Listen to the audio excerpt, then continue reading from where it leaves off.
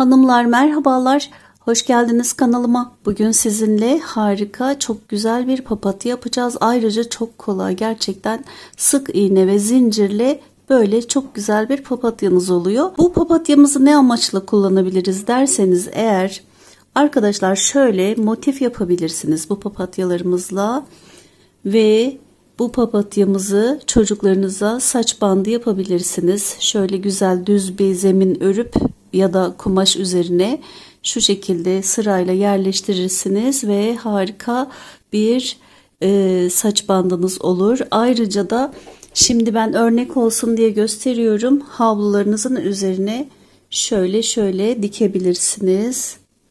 Bakın ne kadar şık oluyor. Şimdi ben örnek olsun diye gösterdim. Havlumun rengi beyaz olsa daha güzel olurdu.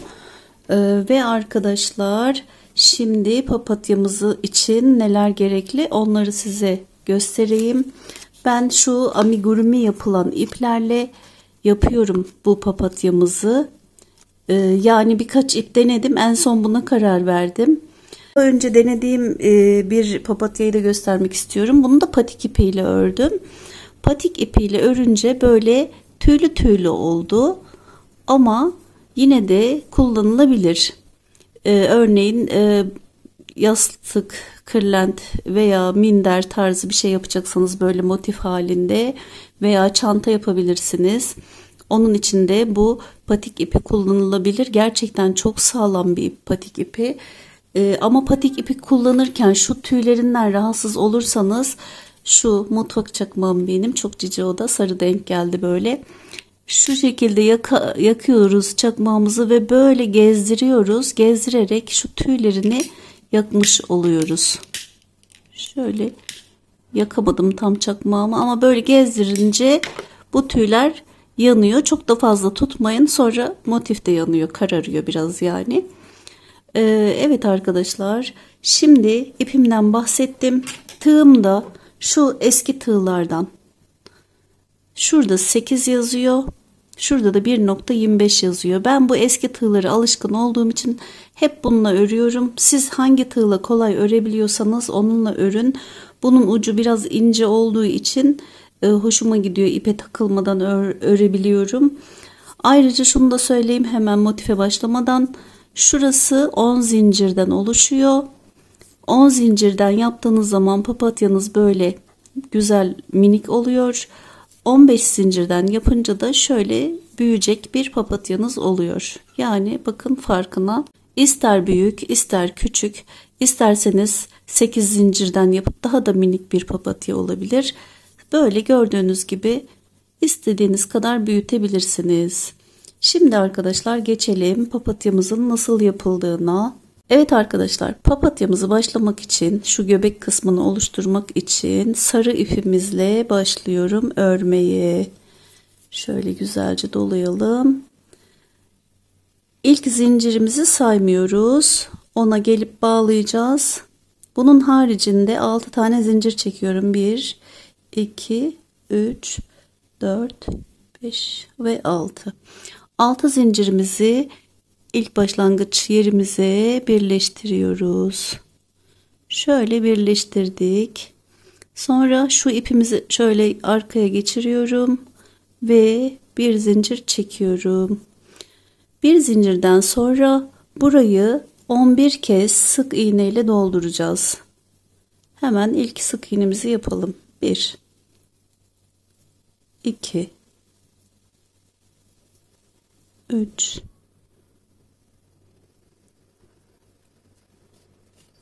4 5 6 7 8 9 10 11. Bunu 11 tane yaptıktan sonra şu başlangıç yerimize şöyle birleştiriyoruz. Evet, burayı birleştirdik. Biraz da böyle çok sıkı doldurmayın burayı arkadaşlar. Biraz gevşek olsun papatyanın göbeği. Sonra burayı birleştirip bir zincir çektim ve buradan ipimi kesiyorum. ipimizi kestik. Burayı şöyle sıkılaştırıyoruz. Ve şu arkadaki ipi de kesiyorum. Onu zaten yürütmüştük. Örgümüzün, sık iğnemizin içinden yürüttük. Ve şu kalıyor. Bunu da yok etmemiz gerekiyor. Böyle çekiyorum. Arka tarafı burası. Arka tarafından sık iğnelerimin içinden tığımı geçirip şöyle yok edeceğim. Gizleyeceğim yani arkadaşlar. Evet. Buraya güzelce 3-4 kez böyle tekrar hemen gizliyoruz ve şöyle kesiyoruz. Evet arkadaşlar, şöyle halkalı şeker gibi minik bir göbeğimiz oluştu. Şimdi arkadaşlar beyaz ipimize geçiyoruz. Şu sık iğnelerin herhangi bir yerinden batıyoruz tığımızı. Bu yuvalardan herhangi birinden girdik. Şöyle bir tane ilmek çıkardık. Bu çıkardığımız ilmeği bir zincir çekiyorum. Sonra şu arkada kalan ipi şöyle dolaştırıyorum. Arka tarafa onu araya aldım.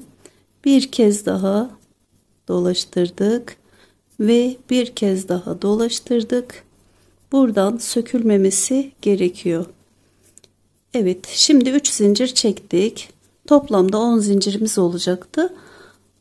10'a tamamlayalım bunu. 4, 5, 6, 7, 8, 9, 10. Buraya geldik. Hemen sıradaki yuvadan geçirip bağladık zincirimizi. Papatyamızın birinci yaprağı oluştu. Şu ipimizi de artık kesebiliriz. Evet, bunu kestik. Tekrardan bağlayayım. Evet arkadaşlar. Bakın böyle sıradaki hemen sık iğnenin yuvasına böyle bağlıyoruz. Sonra diğer yaprağa geçelim. 1, 2, 3, 4, 5, 6, 7, 8, 9 ve 10.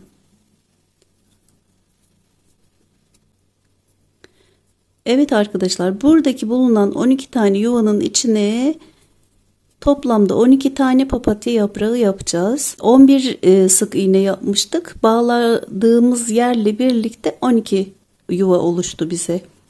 Yapraklarımızı yapmaya devam ediyoruz.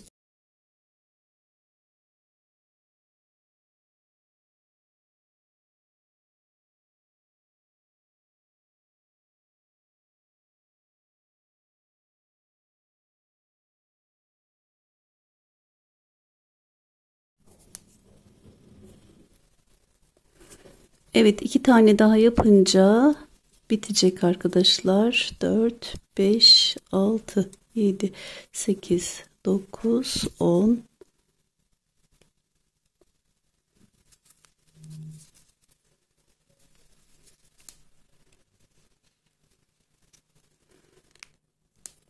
Bir, 2, 3, 4, 5, 6, 7, 8, 9, 10.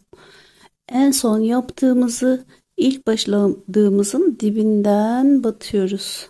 Yani şuradan. Ve kapatıyoruz. Şöyle bir sıkılaştırıyoruz. Sonra ipimizi uzatıp keseceğiz.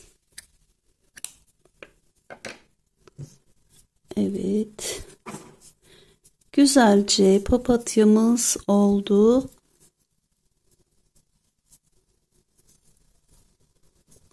Şu deliğinin daha küçük olmasını istiyorsanız arkadaşlar 5 ya da 4 zincirde çekebilirsiniz. Ben biraz fazla çekmişim şimdi gösterirken ama diğerlerinde daha küçük. Bakın Orada 6 zincir çektim ama biraz sıkı çekmişim zincirleri. Artık elinizin gevşekliğine göre, yani herkesin elinden çıkan örgü farklı oluyor biliyorsunuz. Öyle siz de ona göre karar verin. Şimdi arkadaşlar bu arkada kalan ipimi de şuradan gizleyeceğim. Şuradaki zincirlerimizin dibinden geçirelim.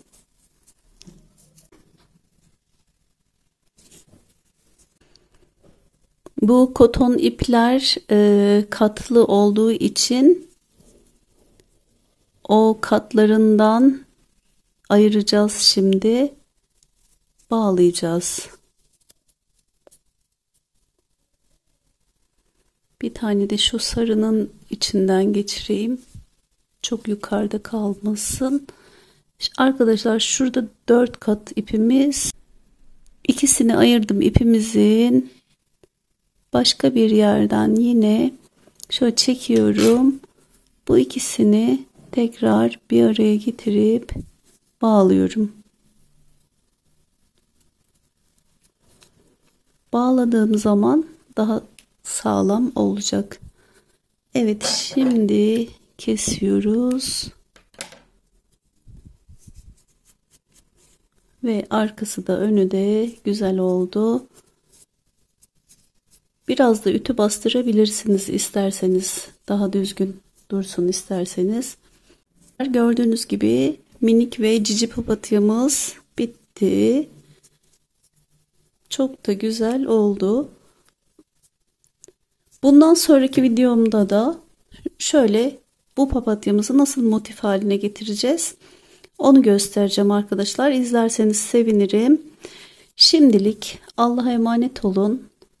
Kendinize iyi bakın. Kanalımı izlemeye devam edin. Ayrıca kanalımın Instagram sayfası var. Takip ederseniz çok sevinirim. Kendinize iyi bakın arkadaşlar. Hoşça kalın.